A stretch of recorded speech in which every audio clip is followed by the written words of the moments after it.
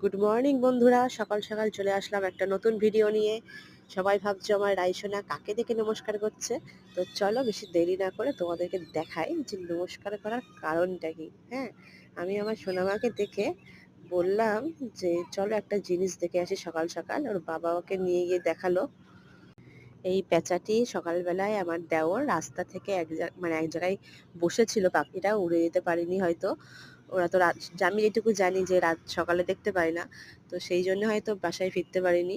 তো আমার দেওর ওটাকে নিয়ে এসছে বাড়িতে। তো তোমরা যদি জানো যে ওটা কি পেঁচা, তোমরা কিন্তু অবশ্যই কমেন্টে জানিও। চলো দেখাই তোমাদের পেঁচাটাকে। সবাই অবশ্যই কমেন্টে জানিও যে এটাকে কি পেঁচা বলে।